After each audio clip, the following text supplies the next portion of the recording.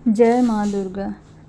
दुर्गा सप्तशती का 8वां अध्याय प्रारंभ। रक्त बीज वध। मैं अणिमा आदि सिद्धिमयी किरणों से आवृत भवानी का ध्यान करता हूँ। उनके शरीर का रंग लाल है, नेत्रों में करुणा लहरा रही है तथा हाथों में पाश, अंकुश, बाण और धनुष शोभा पाते हैं।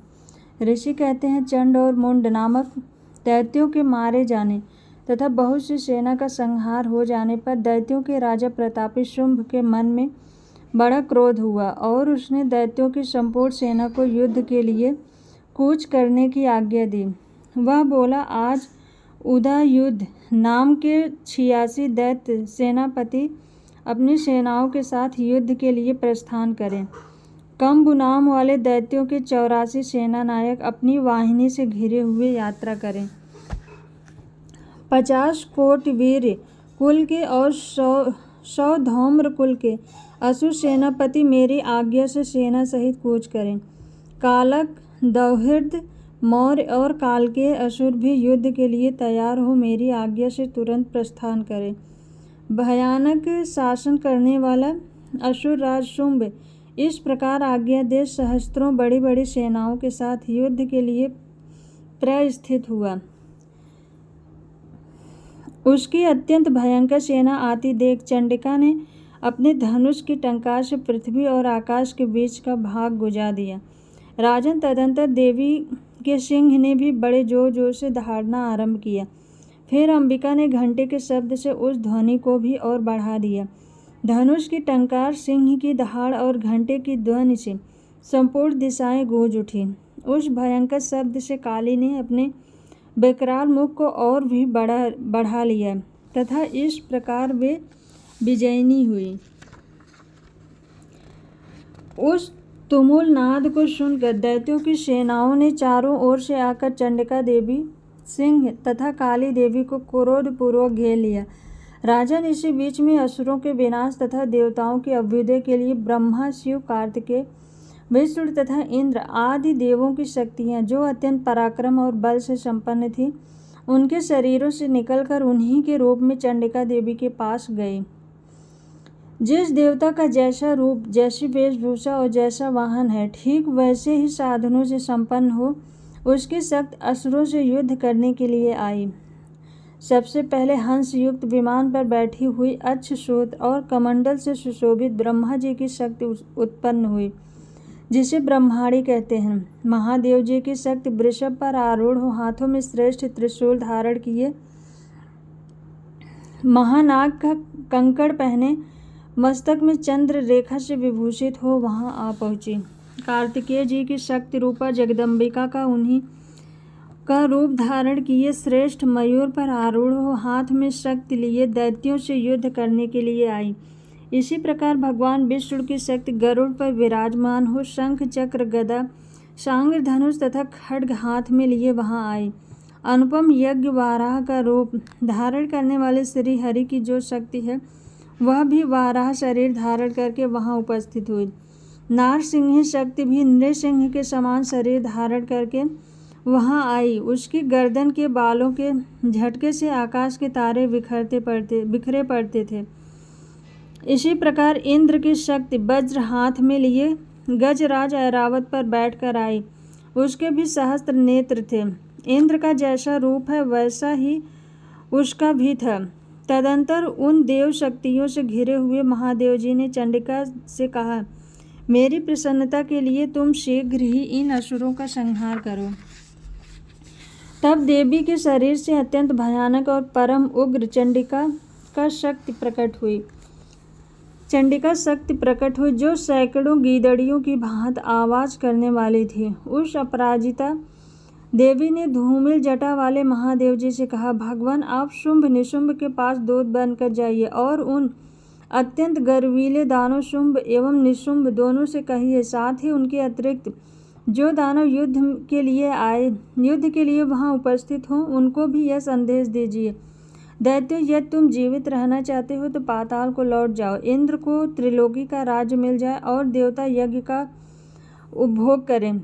यदि बल के घमंड में आकर तुम युद्ध की अभिलाषा रखते हो तो आओ, मेरी शिवाएं योगनिये तुम्हारे कच्चे मांस से तृप्त हों।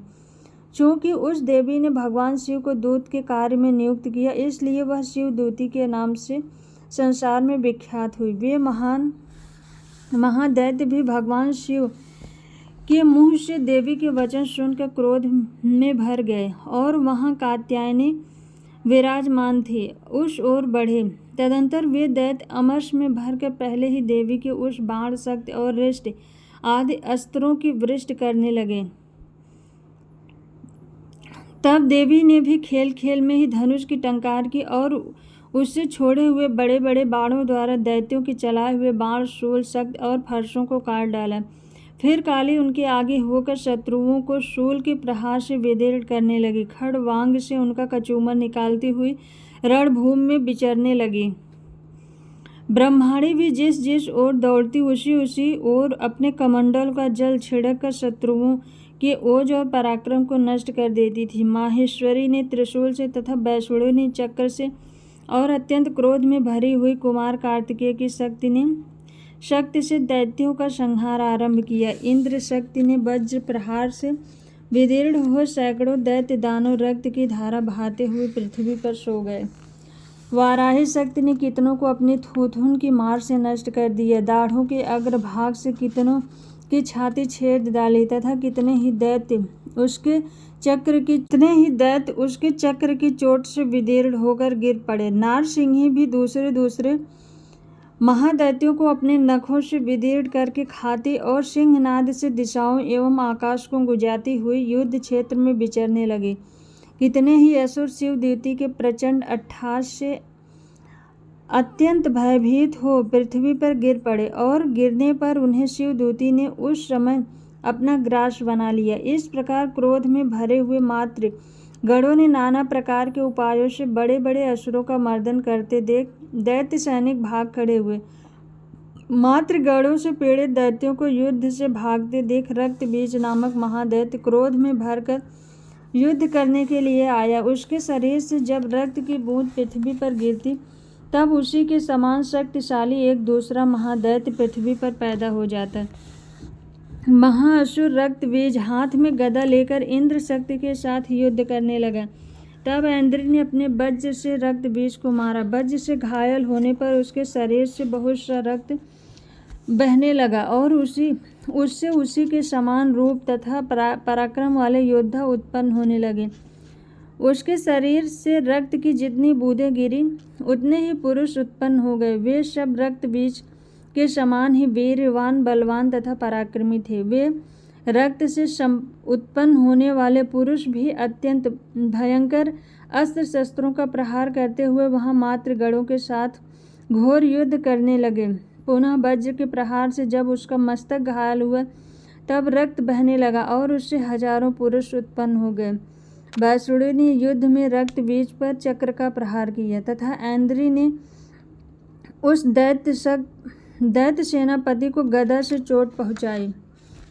वैष्णवी के चक्र से घायल होने पर उसके शरीर से जो रक्त बहा और उससे जो उसी के बराबर आकार वाले सहस्त्रों महादैत्य प्रकट हुए, उसके द्वारा संपूर्ण जगत व्याप्त हो गया।